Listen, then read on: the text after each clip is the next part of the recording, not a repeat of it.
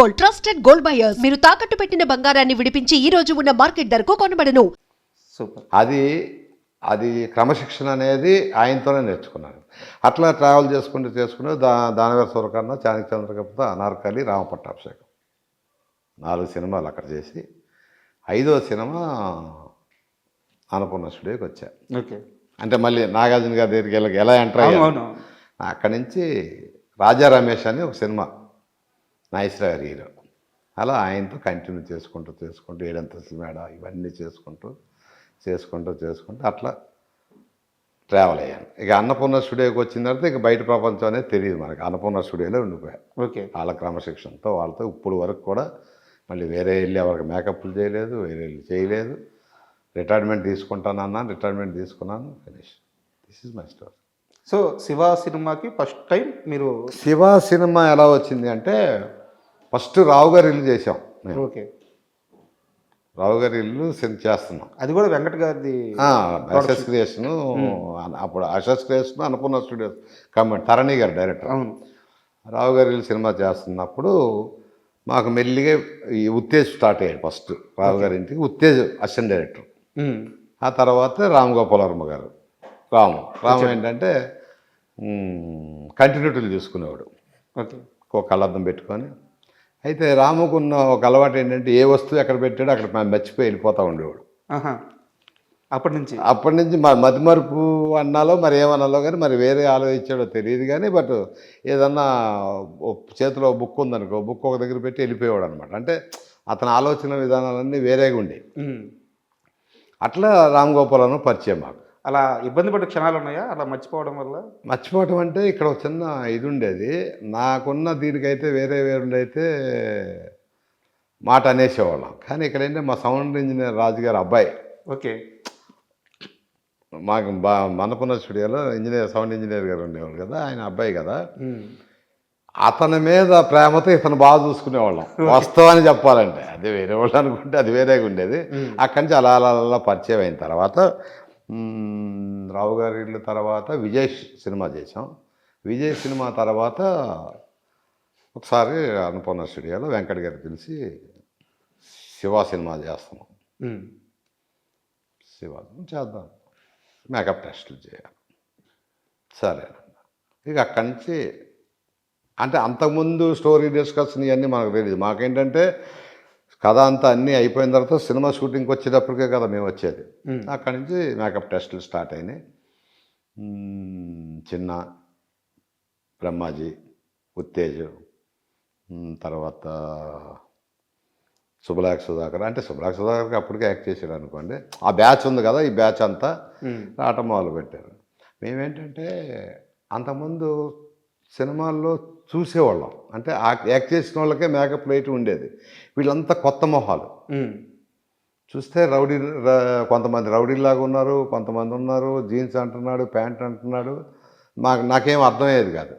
Costumes చూస్తేనే బట్టలు బాగానే ఉన్నాయిగా వచ్చాయనేవాడు. వేసుకున్న బట్టలతోనే ఏంద్రా ఇది అనుకున్నాను. మేకప్లు వేసి అవి చేసుకుని మొత్తానికి శివ సినిమా స్టార్ట్ అయిన తర్వాత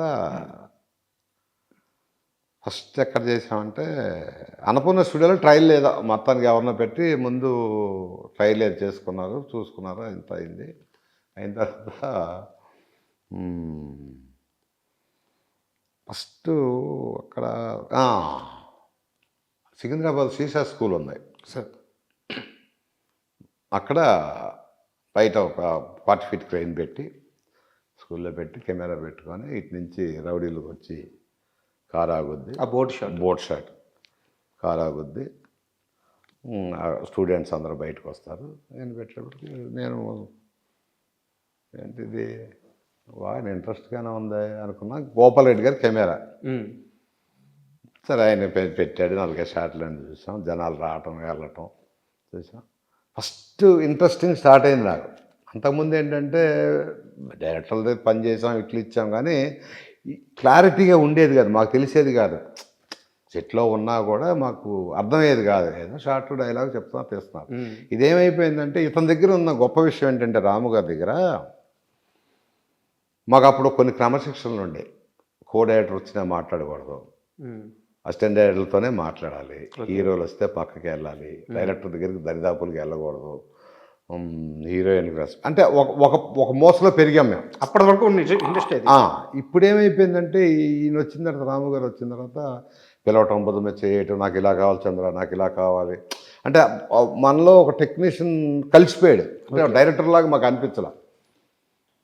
ఆ షాట్ పెట్టేటప్పటికి ఇంట్రెస్ట్ అనిపించింది. ఫస్ట్ షాట్ అది, ఆ బోర్డు నుంచి అలా దిగి వచ్చి హీరో ఎంటర్ అయిన తర్వాత వాళ్ళు రావటం తెచ్చేటప్పటికి ఇదేదో ఉంది.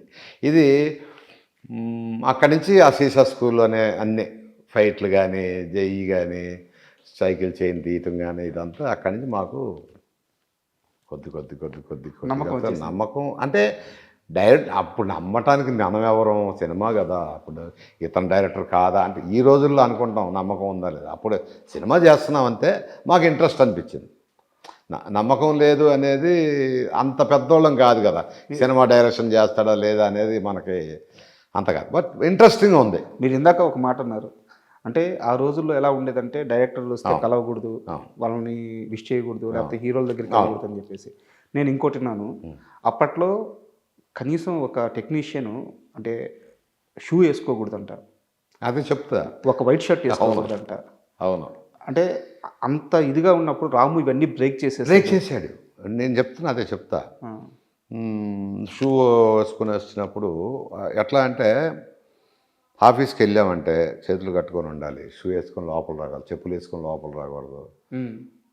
అంటే ఏంటో మరి అప్పట్లో ఆ సిస్టమ్ ఎలా వచ్చిందని తెలియదు, కానీ అదే మరి రెస్పెక్ట్ అనుకోవచ్చు, మరి ఏదనుకోవచ్చు. బట్ ఇతను అయితే షూ ఇప్పితే తిట్టేవాడు. ఓకే, మంచి బట్టలు వేసుకోకపోతే తిట్టేవాడు. ఏంటి ఆ బట్టలు ఏంటి, మంచిగా వేసుకోవచ్చు కదా, జీన్స్ వేసుకోవచ్చు కదా. అంటే ఆ సిస్టమ్ మారిపోయిందండి. శివ తర్వాత నిజం చెప్పాలనుకుంటే సినిమానే కాదు, మాలో కూడా చేంజ్ వచ్చింది. ఓకే, అప్పుడేంటి, నువ్వు మేకప్ మ్యాన్ అంటే మేకప్ వేసి పక్కన ఉండాలి అంతే, వేరే ఏం చేయకూడదు. పిలిస్తే వెళ్ళాలి, పిల్లలతో పక్కన ఉండాలి. ఇక్కడ ఏమైపోయింది అంటే ఈయన వచ్చిన తర్వాత మేకప్ మ్యాన్ లేదు, కాస్ట్యూమ్ లేదు, ఒక సెట్ అసిస్టెంట్ కాదు, సమస్తం పనులు చెప్తూ ఉండేవాడు. అంటే అంతా ఒక టీం. వంశీ కానీ, నేను కృష్ణవంశీ కానీ, తేజ కానీ, రమణ కానీ, ఉత్తేజ్ కానీ, ఏది అడిగినా పట పనులు చేసుకుంటాం, ఇది మనది అని కదా. అట్లా బాగా మర్జ్ అయిపోయాం సినిమా. అంటే ఒక వ్యక్తిని తక్కువగా చూడడం అసలు లేదు, తక్కువగా చూస్తాం, అతను ఎందుకు వచ్చాడు, ఇదే అసలు భేదాలు అనేవి లేవు. ఓకే, సో దాంతో మీ పని ఇంకా ఫిక్స్కి అంటే ఫ్రీడమ్ వచ్చింది. ఫస్ట్ ఏంటంటే ఫ్రీడమ్ వచ్చింది. కట్టుకొని, చేతులు కట్టుకొని, భయభక్తులు ఉండాలి, ఉండకూడదని కాదు, బట్ అది హెవీ భయం. వస్తున్నారంటే అమ్మా అని పక్కకి వెళ్తాం. రాఘవేంద్ర గారు వస్తున్నారంటే అంటే అది ఒక విధంగా అలా పెంచారు మమ్మల్ని ఇండస్ట్రీలో. అది పెంచడం రైట్ ఆర్ రాంగ్ అని నేను చెప్పను, కానీ సరే అదొక తరం అండి. అది ఆ భయభక్తులు కానీ, అది కానీ భయం, దాన్ని భయభక్తులు అంటారో ఇంకోటి అంటారో మనకైతే తెలియదు. కానీ వాస్తవానికి ఈ శివ దగ్గర చెప్పాలి అనుకుంటే చేంజ్ అక్కడి నుంచి మొదలైంది. అండ్ మీరు శివ సినిమాకి చాలామంది ఆర్టిస్టులకి మేకప్ టెస్ట్